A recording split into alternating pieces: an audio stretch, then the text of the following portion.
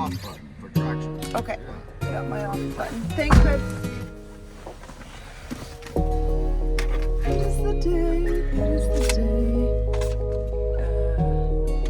Hang on.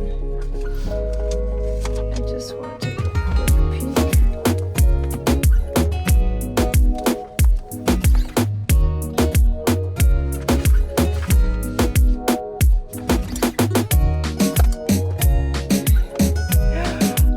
Hello, everyone. Oh my gosh, let me see it.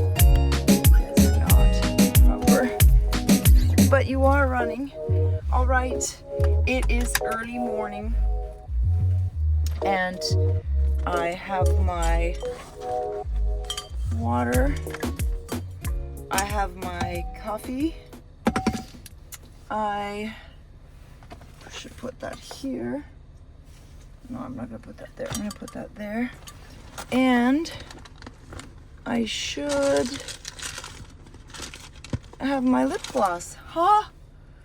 Yes, I should have my lip gloss. It is actually very nice this morning. It's early. It's like 7 o'clock. And I figured I'd have a chat with you guys on my way home. And I'm kind of nervous, to be honest with you. I've never done what's it called? I've never done a trip down south all by myself. Full disclosure. I have I think I've packed a few essentials so that we can have our talks. Mainly my phone. Hang on 2 secs. Yeah, it's still going. And it's kind of dark still, a little bit, as you can see. My husband helped me get myself packed. I have my computer here. I have all my clothes. I have a cooler for in case I want to buy some extra things, because we have nothing up here. We have nothing. That is completely conflated.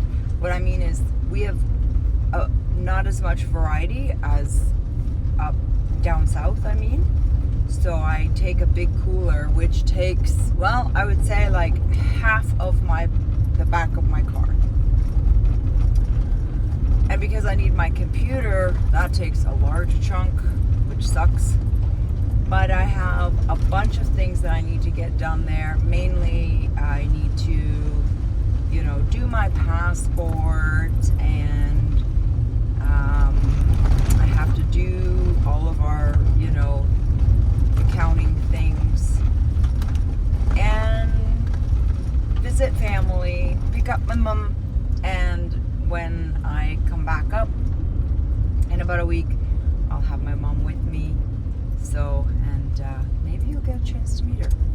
Who knows? Maybe she will come on board. Last night, as I was, oh my gosh, it took me forever to get to sleep. Ever get that when you're going somewhere and you're anxious, and whether it's a good anxious or a bad anxious, for me, I think it's a good anxious, but I also feel like I have a little bit of, nerves, because I'm going to be traveling all by myself, and I've never done that. And I know, I'm a little bit old to be saying I've never traveled alone. And what I mean by that is I've never traveled alone by myself for 6+ hours. That's it. Because I've traveled, I've gone to Europe by myself. I've gone to Europe with my children. I've gone to the Caribbeans with my children, because, my husband obviously couldn't come with us.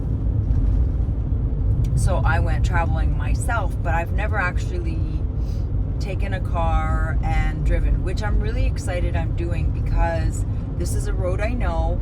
It's not something that I don't know, so that anxiety is at least gone. But I've never driven this by myself. I have been alone in the car when we've been moving vehicles up, but I've never actually been alone without following someone or without having someone with me on the trip, except maybe in a different vehicle. So I had a hard time falling asleep last night, and then finally, because I always, not always, but I would say 85% of the time and 100% of the time if I can't fall asleep, oh, this is just terrible, this road.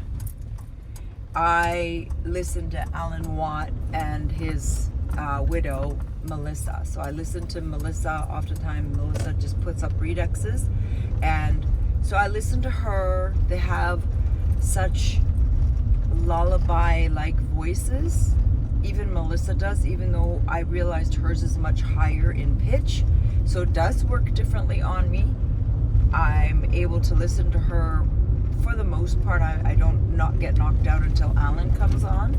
But what she does is, ever since his passing, what she does is she takes his huge body of work, which is thousands and thousands and thousands of hours, and I mean that wholeheartedly, and she takes like a 50-minute excerpt out of that and she puts it up as a redux. Last night I was having a hard time sleeping even after I brain dumped. Like, I thought, okay, when I go for my drive, I'll take the opportunity to chat with you guys on the roads that I am comfortable with, the ones that aren't real highways. I call them not real highways because they're 2-lane roads with one direction each, like obviously this way and that. I don't know how to describe that. And basically I thought, okay, I'll talk about something so that I'm feeling, you know, I know you guys aren't with me when I'm talking, but when I feel like I'm actually talking to someone, it really gets your mind off of whatever's happening around. When I first started doing the walks in the forest, I only started them with you guys meaning my cell phone and me and the dog. And at first I was nervous because you're in the forest, and the deeper you go, the deeper you are in the forest. And I'm ostensibly by myself, but it's the weirdest thing. Frame of mind, or, you know, basically, yeah, frame of mind, or what you believe is what happens. And I just had my mind not think about the fact that I was in the forest. And now I can walk without you guys because I do it often. I get out every day with the dog, and I'm very religious with that, and I'm very proud of myself. So I just keep homing in on that, and I feel like if I don't talk about it, then it probably means I fell off the wagon. So I thought last night as I was getting ready to bed that I was anxious, and I'm like, I'm just gonna brain dump just in case I am not too nervous to do a talk. So that's one of the reasons why I am taking you guys on a talk while I'm going on this longer stint. Now, of course, I'm not going to talk to you 6 hours. That's just ridiculous. I might talk to you guys twice. I'll probably talk to you guys for now, for a little bit, until I get on the main highway, which is going to be in about, an hour, hour and a half. Don't worry, this video is not going to be that long. But I figured, as I'm on the highways that are really just the roads, are regular roads, I figured I would do a little bit of a brain dump and talk about something that's on my mind. And ironically, Melissa, I didn't actually dump this last night on my pages because I didn't think of anything. Nothing came to me that I wanted to talk about. But then I turned on Melissa because I couldn't sleep, and Melissa said a word. She referred to us as standardized, and before I fell asleep, before Alan came on to do his talk, I thought to myself, please do not forget Us standardized. Us standardized. We are standardized. How do I feel about that? Because I believe that 110%. And so this morning, I decided to do a morning pages, even though you're not really supposed to do morning pages with sort of an idea in your mind. You're just supposed to just rant. I feel like that's a rant as well. Yes, it's a little more structured in terms of I want to think through what I'm thinking before I come and talk to you guys. I do really want these talks to be valuable, and I want people to really feel like they can follow along. When my squirrels get lost all over the place, I know I get squirrely, and I don't want to lose people. So brain dumping for me has been beneficial because I think I'm able to better put things in sequential order so that I try to stay on that point for longer than a squirrel would stay in one place. So when I started thinking about that this morning, because last night Alan came on and I must have fallen asleep finally. And one more story before. So I finally fell asleep before I get into how we are standardized. And just 4 things that I've come up with. There are many more. There are many more. In fact, we are so standardized that we don't know the difference between our standardized thinking and our own thinking. That's the thesis of my talk today. But before I get to that, would you believe I finally fell asleep and I woke up poker straight sitting up in my bed at 1:30 because there was such a loud noise. It was so loud. It was like a scraping, loud, almost falling of something. I literally woke up. I was sitting up when I woke up and I was terrified. I had no idea what that was. And I'm a girl and I identify as a girl. And I was not about to go and check what that noise was. And I'm like, oh, well, Odie's out there, and if something was happening, he would probably, do something. Well, let me just tell you, first of all, I got something on my eye here. Let me just tell you that Odie is a girl too, even though he's a boy. My God, he comes to my door and starts crying. And of course, I'm not getting up. He's crying and crying. Finally, my husband wakes up. Finally, I'm like, oh, good, you're up. I don't know, there was a noise. Did you hear the noise? No, I didn't hear a noise. Oh my gosh, well, there was a noise. So then he goes up. And not until he went out, I went out. But by that time, I was already awake. So it was a horrible sleep. Horrible sleep. That's my update. Back to my 4 points that I was able to think of this morning, because I didn't have a lot of time to really brain dump this morning. I only had about 20 minutes, not even 15.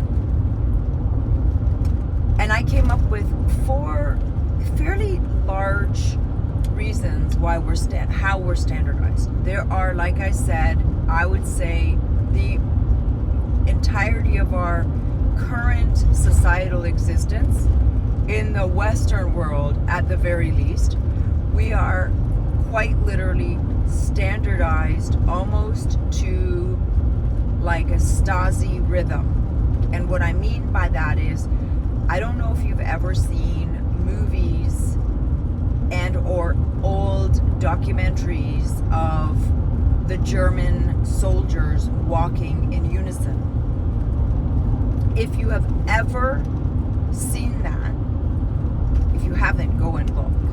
And if you have seen it, that's what I mean. We are standardized to a rhythm much like how they marched during the reign of Little Mustache Man. And I will give you 4 reasons or 4 points to start you on a journey of thinking that through for yourself. Because there are so many examples. I would be here for the entire 6 hours talking to you about how we are standardized. And I mean we are standardized from how we eat. These are just a quick list. I'm not going to talk about them. I just want to talk about 4, but we are standardized in thinking about food, about how we get entertained, how we travel, what we post on social media, what we emulate in terms of the people that we follow on social media, the type of cars we buy, the type of homes we buy, where we go get our education, what kind of careers we try to acquire. This society has basically, well, covered it all. I mean, we have literally, we almost are a photocopy of one another. We are so far away from being individuals that we are literally one person, one whole, one hive, one unit.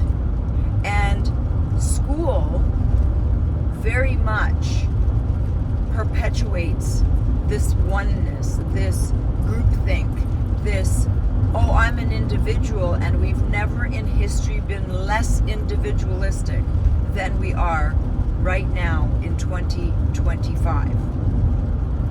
And in 2025, I will argue that there is very, very, very few individuals. And when you do find an individual, I would also make the argument that it is akin to finding a cactus, a big cactus in the desert. That's what I would compare it to. Because when it comes to individuality, we are in the desert right now. And anybody that understands that, what is the word? There's a word, that, not ideology, but that metaphor, will agree that right now we are in a time of idiocracy. And the reason why is Idiocracy, the movie, and actually the Canadian Prepper just did an amazing review and comparison to Idiocracy and today's existence in 2025 as a society. And I have to agree with him 100%. There is no doubt in my mind that we are experiencing a level of idiocracy that we have not in the past.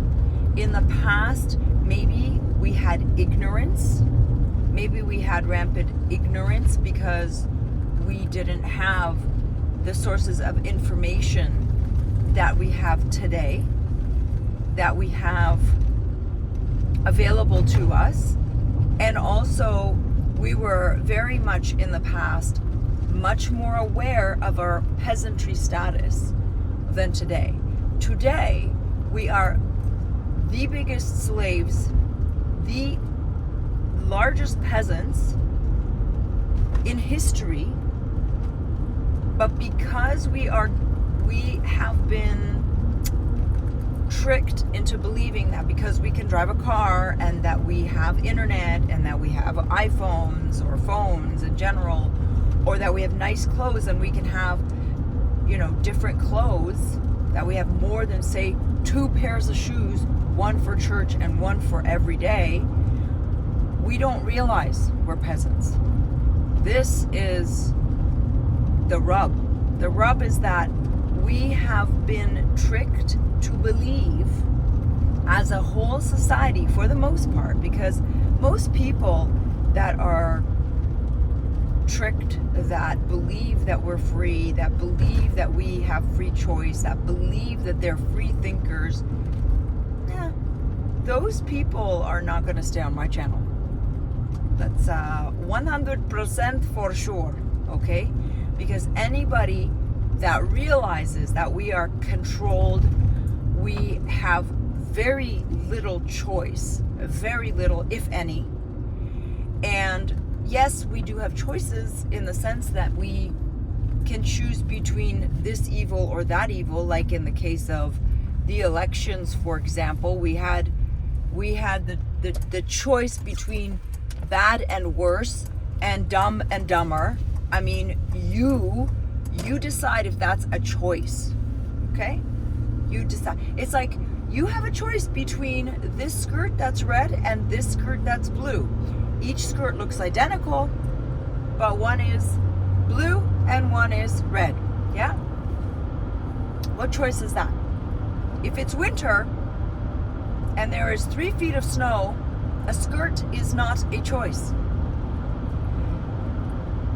So the 4 things that I wanted to propose to you just to think on, some fat to throw out there for thoughts and thinking and working through, is politics.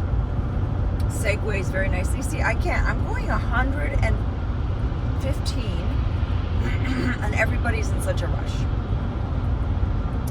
And I'm just going to set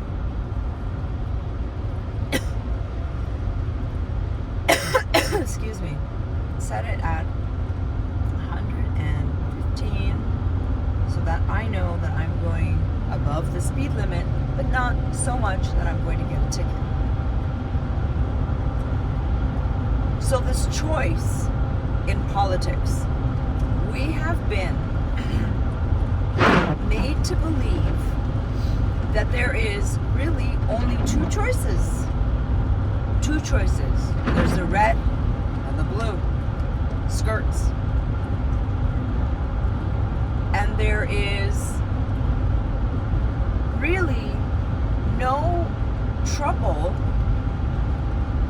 with us as a society to question, why is there only 2 candidates? Really, I mean, let's be fair. There is allegedly 2 other people or 3 other people in Canada anyway, allegedly. And in the States, you have, let's say, 4 or 5 or 6 people that are running for one of the 2 parties. But if you think about it, voting, Alan said it best, and I think he was actually quoting someone. If voting worked for the common peasant, the common person, it would be made illegal. Because if it actually was a functioning arm where change can actually occur, because you go and you fill out an X on a piece of paper every 4 years, and now it's even worse because now you go to a computer and you pick something on a computer that can be altered on top of it.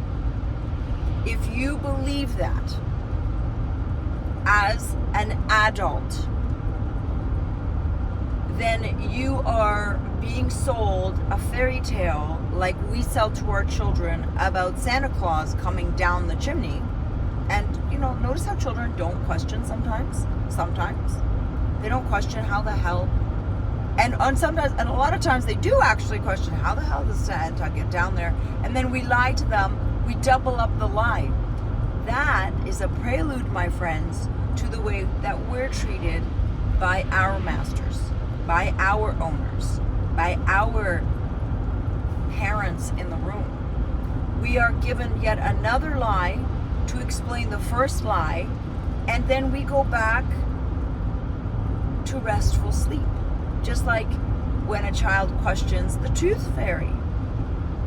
We give them another bunch of lies, and we already train our children not to be able to dig deeper towards truths that don't make sense. If you get an explanation that actually doesn't really make any sense, we perpetuate and teach our children, okay, in my opinion, and I'm included in this. I did not realize that that's what I was doing until I realized it, and then I stopped it right away.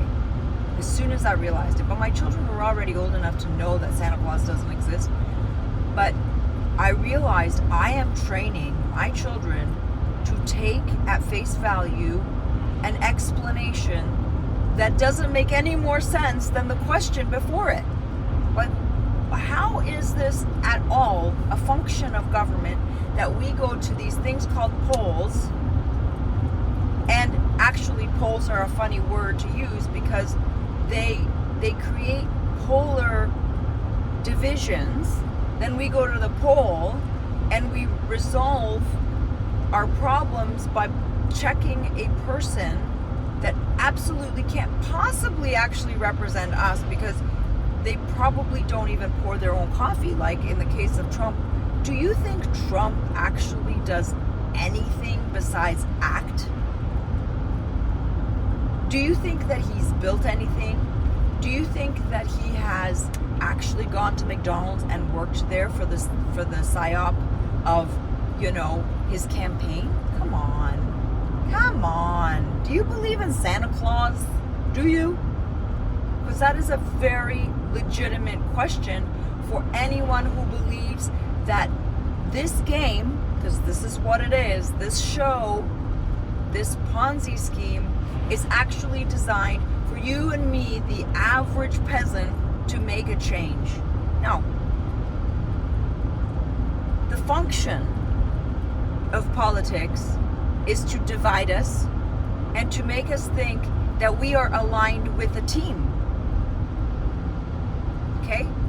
And that when we vote for that team, if there's enough of us with enough groupthink, that team, even though that team is made up of millionaires and billionaires, we think that they can relate to us.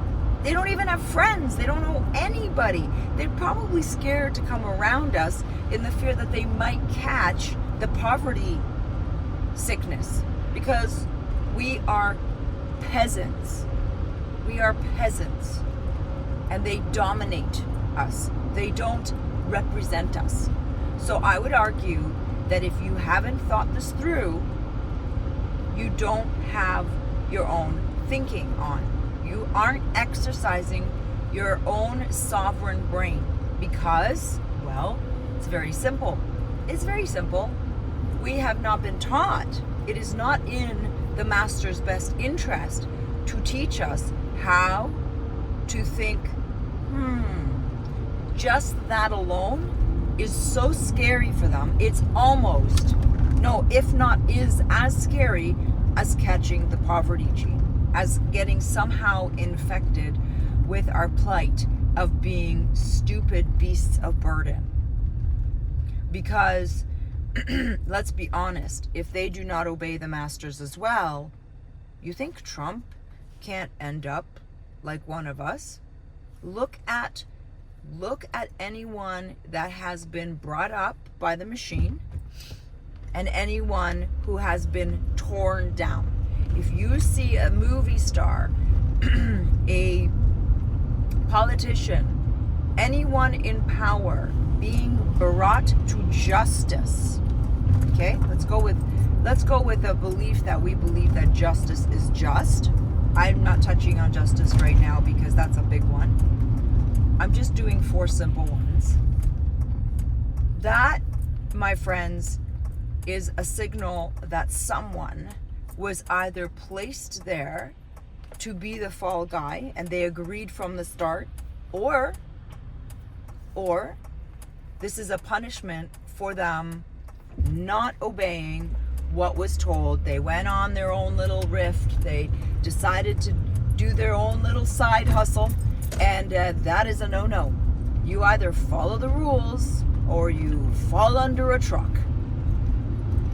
So politics.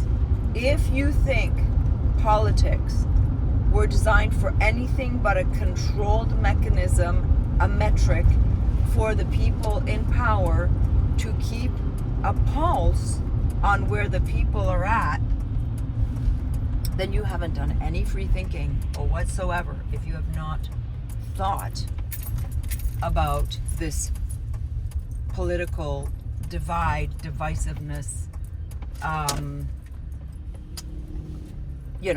If you haven't thought about it. I just got to get some gas. And we can continue on our way.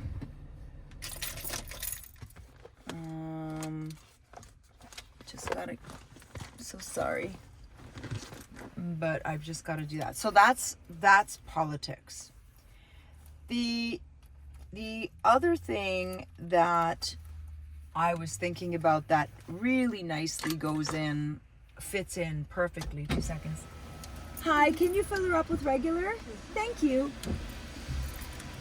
The other thing that I was thinking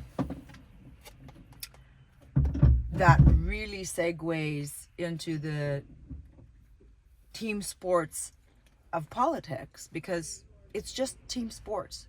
It's an extension of sports. So anyone who is into sports, which is, I live in the north, and in the north, in Canada, people are absolutely berserk about hockey.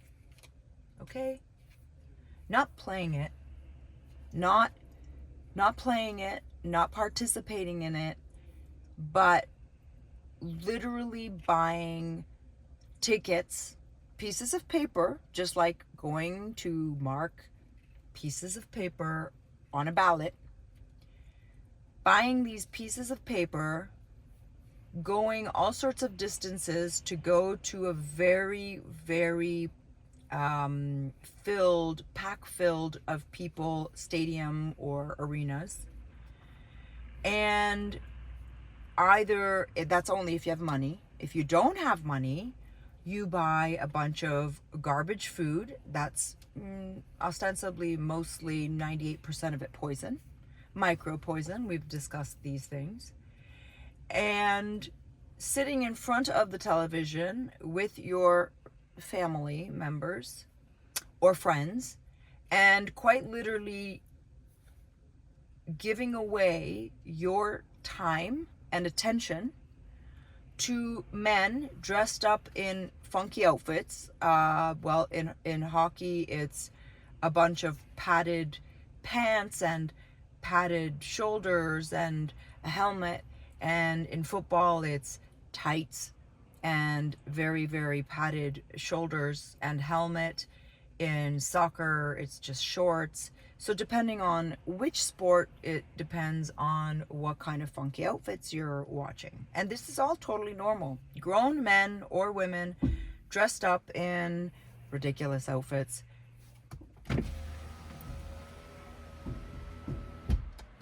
Two secs.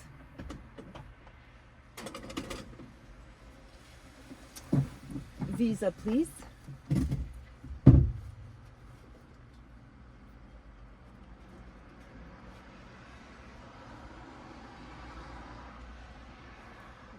$78. Thank you. You're welcome. Receipt? Please. Thank you very much. Oh, you're very welcome. Thank you. Thank you. Hope you have a wonderful day. I hope you have a wonderful day. Stay warm. It's will. beautiful, isn't it? It is. Awesome. Take care. Bye. It's so nice to have nice people first thing in the morning, isn't it? And sports seem to be designed for a couple of reasons. First, to actually take you away from sports, because there was a time in history where the sports were not so standardized, managed, because they hadn't made an industry around it.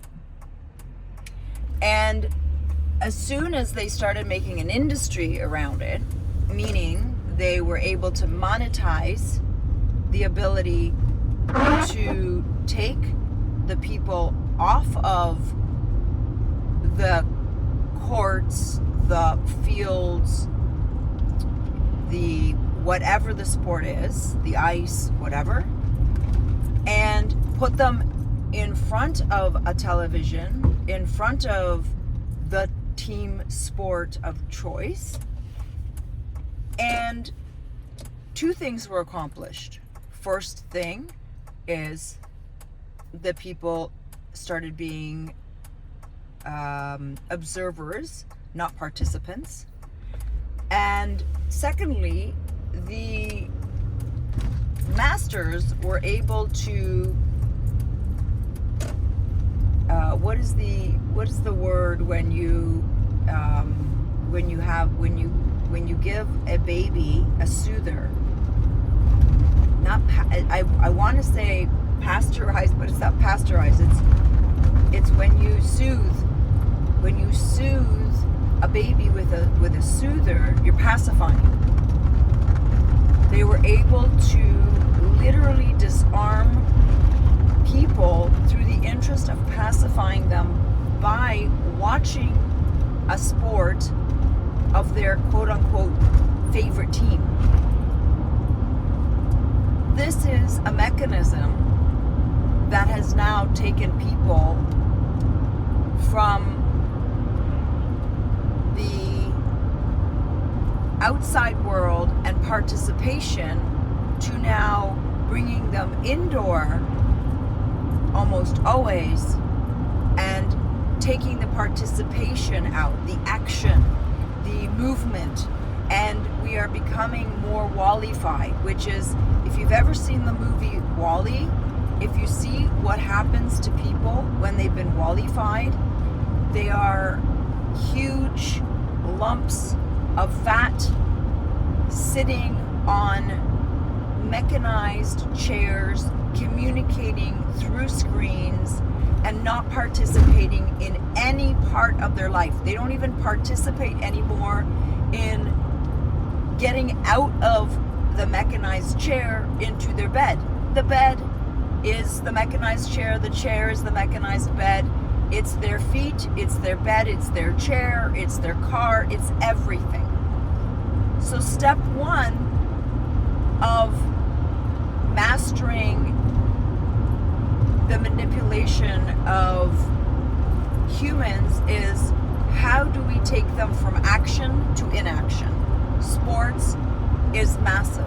If you are a sports fan and you do not actually do sports, you have not thought this through. Simple. Sorry, that's very thorny, and hopefully that doesn't cut anybody too deeply, but sometimes you need to get cut in order to realize you are in a thorny bush, and you should probably be careful, because the reasons why why a bush has thorns is to protect itself. And the reason why your body responds to thorns is so that it can have the ability to react. So you run into a thorny bush, you get out of that thorny bush very quickly. That is natural thinking. That is natural reacting. And although that's your primitive brain, they still haven't figured out, well, they have figured it out, because they figured out they've figured even how to dull our primitive brain through drugs. But we're not touching on that. The third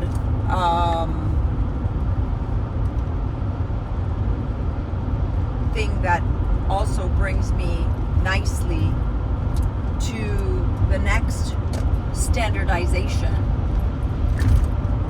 and the only reason why I bring it in is because it interests me. So it puts me on the spot of, how I've been tricked. This is, I'm all, with all of you. I am just as standardized as the next person. The difference, I think, between me and many of my friends, my coworkers, or my employees, or my acquaintances, is that I think that I have started developing the ability to question more deeply, and I am hoping that through these talks, and I not only find my people, but that I am able to also wake or cajole people into going, wait, that makes sense. Maybe I should think about that, you know? Because if we all don't get together and start thinking independently, together, but independently, every one of us should have a slightly different variation. We shouldn't all have the same standard response. Like, how are you doing? Oh, good. How is everything? Oh, fine. That's standardized. Really? Is it fine? Because if I ask my friends, how are you? Oh, yeah, I'm good. What's going on? Oh, not much. That's a standardized response. Because if I start digging into the nitty-gritty of how good are you? What's new? Oh, not much. Oh, you know, my child just had pneumonia. Oh, wait, okay. Rewind. How is it that you're fine? Your kid just had pneumonia. No, you're not fine. Standardized is don't show weakness. Everything is fine. Think positive, because anything that you report that even remotely resembles negativity is, not popular. That's standardized thinking, y'all. So this next one is near and dear to my heart, because I have been had through this mechanism like crazy. And I only realized this probably maybe 10 or 20 years ago. And I was horrified, just horrified, when I got a job. Oh, and sorry, the third thing is fashion. Let's just underline what it is, what I'm talking about. Fashion is another way to standardize and have a thermometer on how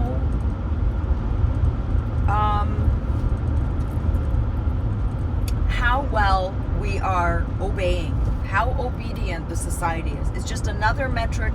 It's just another thermometer. It's just another way for the powers that own us, the shepherds of us, the sheeple, is whether or not people are conforming to the latest fashions. Now, what is fashion?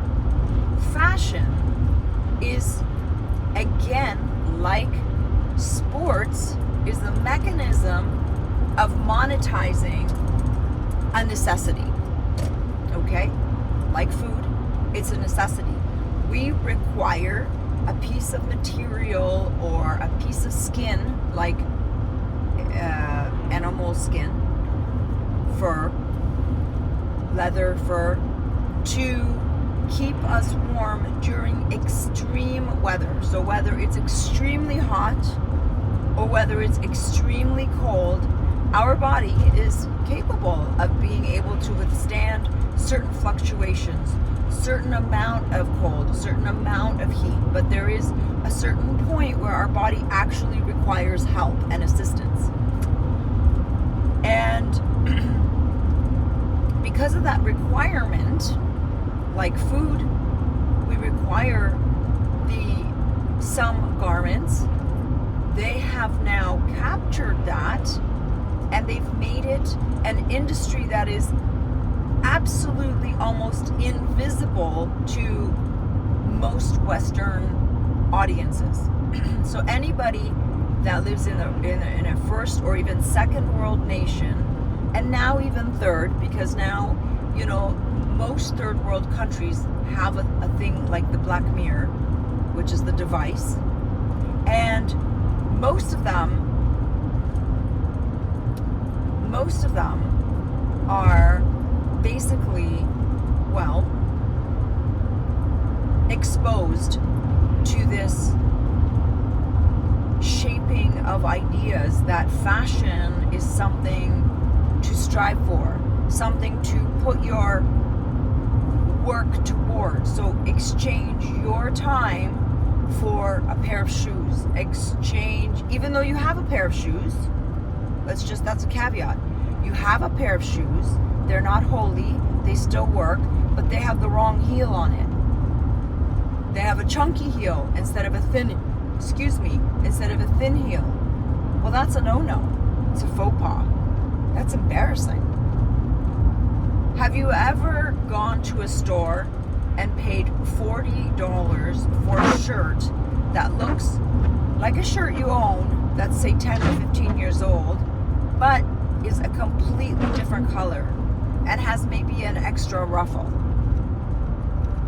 That, my friends, is extortion through standardization.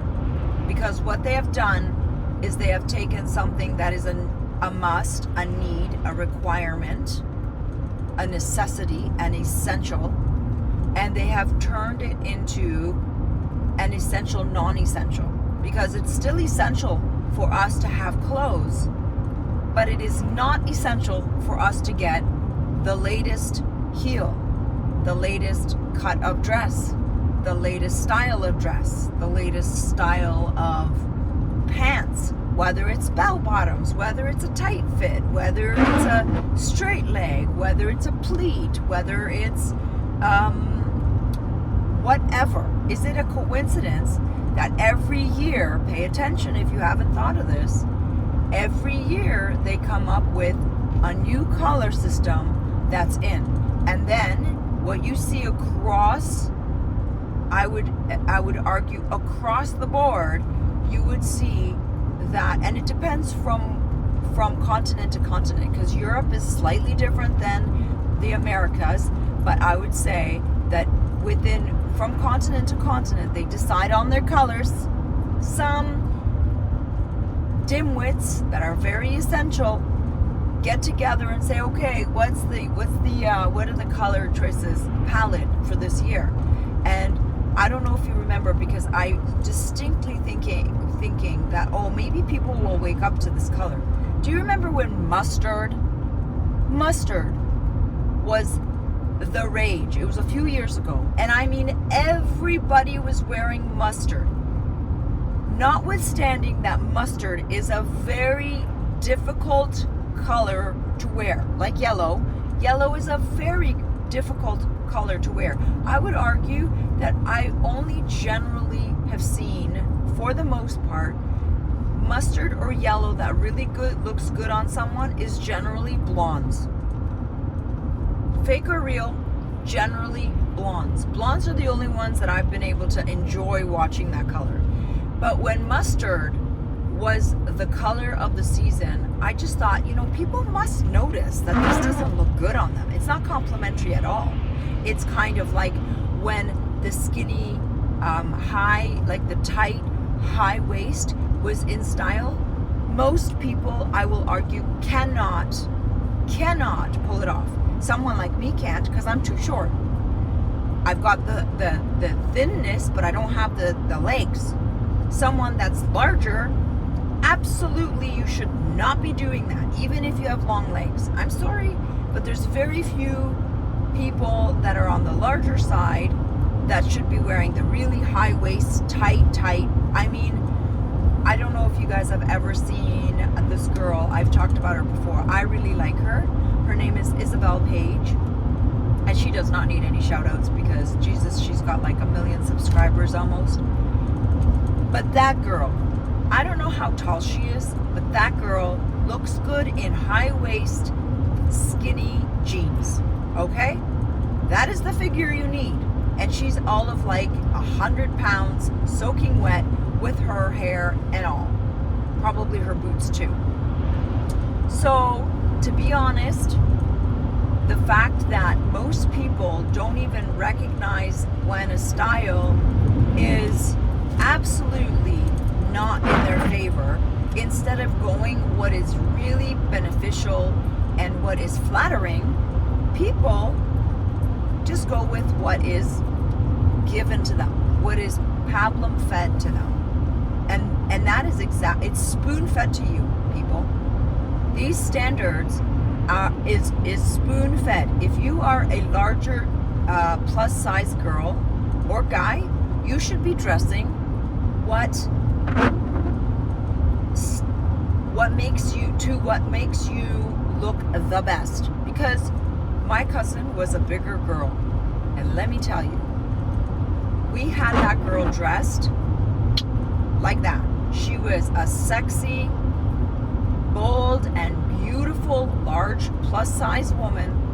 And I will tell you that even at her heaviest, when she got dressed, she didn't get dressed to what was popular. She got dressed to what looked good. Partly because, well, I don't want to take credit, but I will tell you that I will take credit because I would look at her and be ruthlessly honest with her. And she was the type of person that was ruthlessly honest with herself. And that is what we are lacking in today's society. Ruthless honesty from ourselves, because we're afraid that our ego might crush us if we say, oh, that's not a good idea and I should really think this through, and my thinking is off. All right. Very last thing.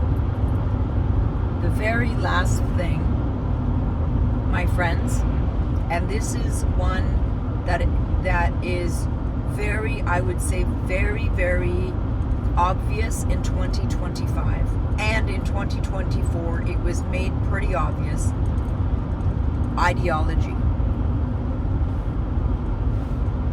Ideology, I will argue, is literally spoon-fed. And I mean everything. From your stance on how green you are, to your stance on, listen, nobody knocks door to door and asks if you are pro-LGBT. So you tell me, what is it that people are putting the flag, the colorful flag, on their windows or on their front lawns? What is that but a needing, a wanting, a yearning to signal that you belong to some group? Ideologies such as, oh, you're a carnivore? Oh no, I'm a vegan. We can't really talk. Or not liking someone because of their ideologies. Ideologies goes back to politics and sports. The only oddball here really is fashion, but I feel fashion is very important because we are made to follow Joneses because of fashion. And I don't just mean fashion in clothing. I mean fashion in the type of cars that are in style, in the type of home that's in style, in the type of activities your children, it's fashionable to now run around and gush about how busy you are because, oh, you got to go to soccer with this one, you got to go to dance with this one, you've got to go with theater here, there, and it makes you very popular because you're doing exactly what's in style. Ideology is in, these are all almost, it's in the same camp.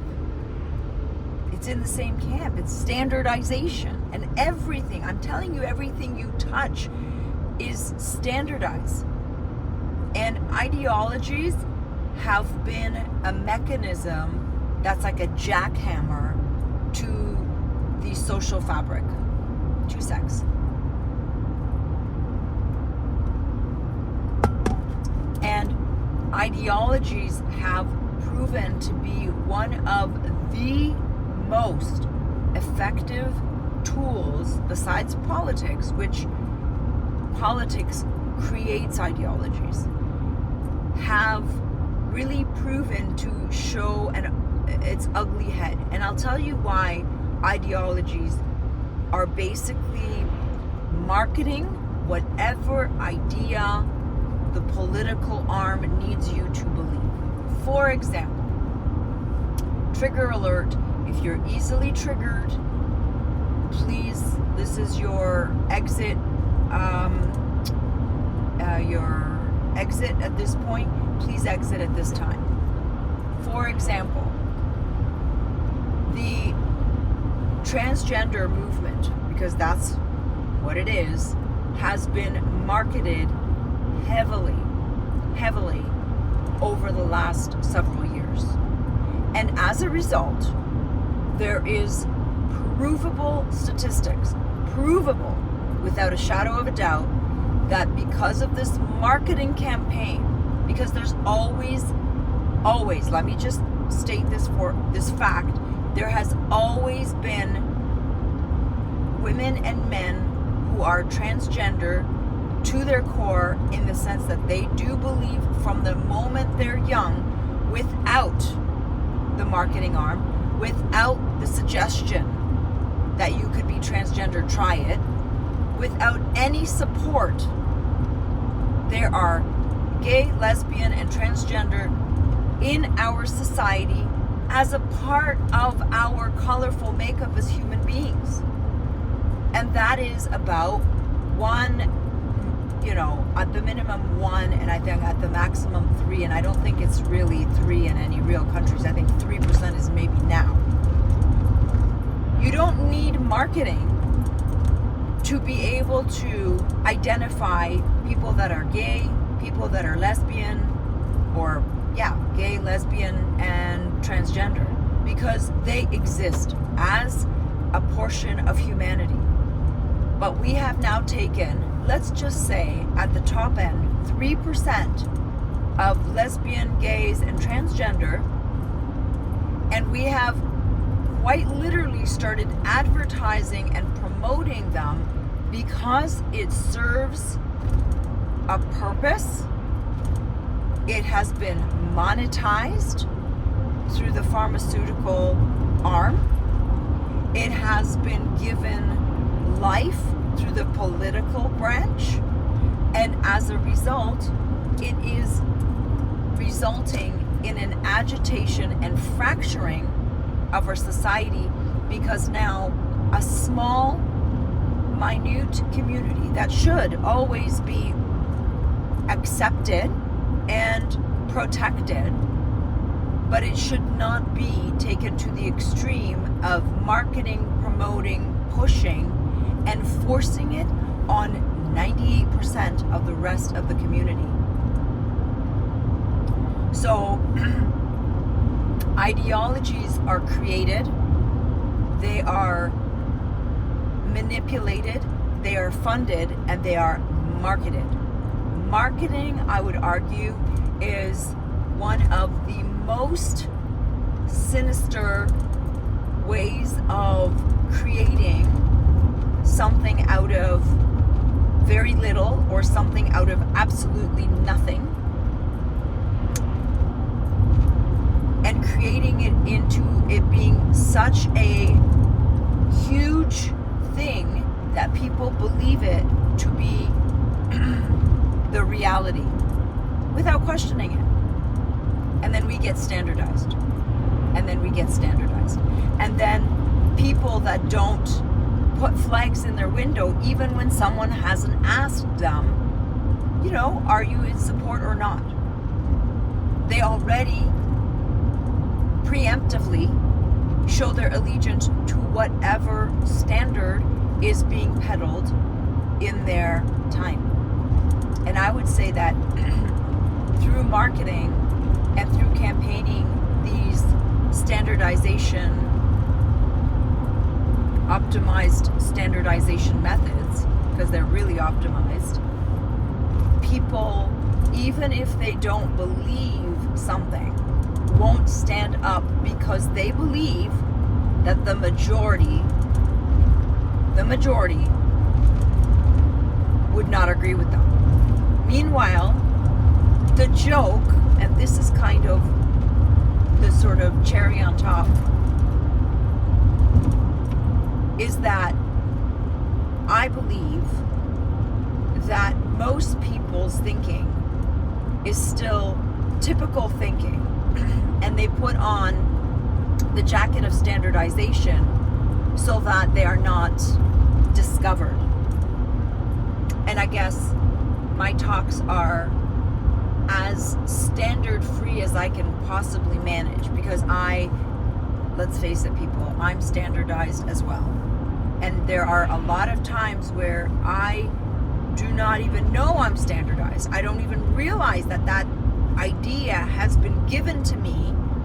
It was manufactured, developed, wrapped, and delivered to me through media, through my friends, through laws, because laws are another way of standardizing you. These things are I'll give you an example as to what I mean, and then I'll wrap up. I have a friend who is very, very, very, very into hunting and gathering and catching their own food. But they do not dare, and I mean they do not dare, take one more fish than is permitted by the licenses. They do not dare participate with anyone who does not have the license. Therefore, they will not allow a participant that does not have the standardized license to come with them, in fear that they would then be implicated that they are not doing things according to the standards of the government. The government they pay, they support, and they allow to be in existence. Their belief, and this is, I quote, all living animals are the property of the government. I'm sorry. I have a problem with that, because who is the government besides a body of people that scrape taxes from unwilling participants of a society in order for them to exist? At which point did they get the God-given right to own living things? And if they own all living animals, do they also own us? And this is, listen, no shame or blame in my friend. I'm not going to say anything. But that is the epiphany of standardized thinking. The epiphany. That is you know what that is? That is a perfect citizen. And sadly, who I'm looking for out there, wherever you may be, is the really unperfect citizens. The citizens that are looking to see if they are thinking in a standardized fashion, or if they are using their God-given free will to think things through and see if they are logically aligned with, say, a free sovereign human being and a sovereign human being that God created, that God gave the right to live? Or are these just the parameters in which we are gated in by our shepherds? Because the shepherds own the sheep, and the shepherds decide when the sheep eat and decide where the sheep graze. Whether they graze in the mountain, whether they graze on the farm, whether they graze how long, in what conditions, when they get sheared.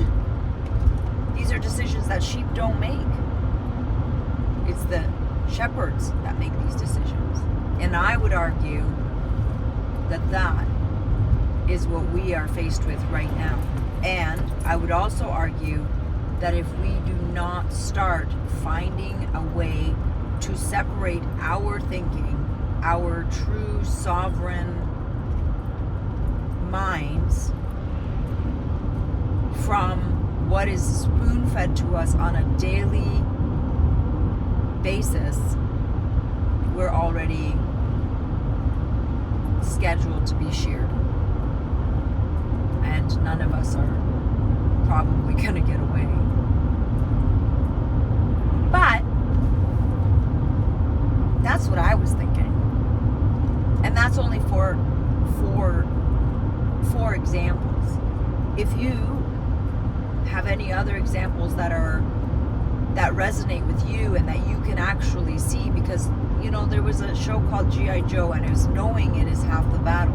Recognizing the problem, you're already halfway to the resolution, to the problem solving of it, because you've recognized the problem. So if any of you have any other ideas in terms of other really good points where we are literally standardized, put it in the comments and let's talk about it, and maybe I'll do another video. Yeah, anyways, I don't know how long this damn video is. I'm sure it's very, very long, but I have all this time. So I hope that wherever you are cozy, the sun is shining, and you are trying to break out of your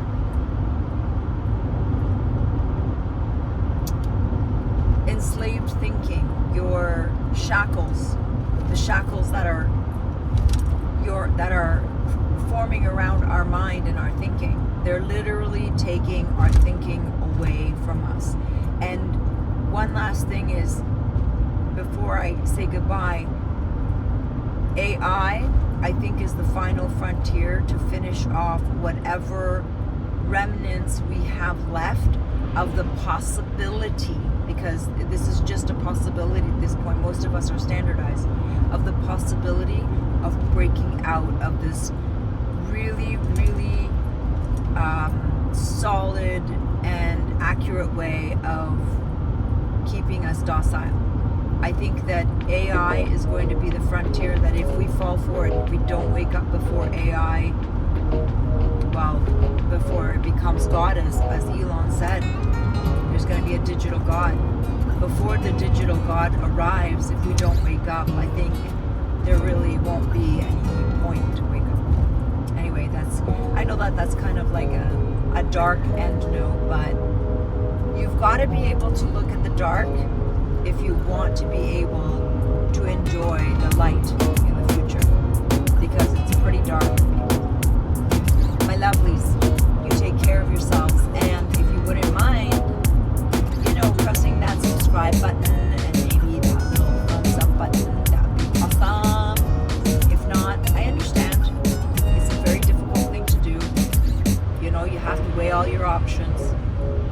But I would say be liberal with that thumbs up and be liberal with that subscribe button. Until the next time.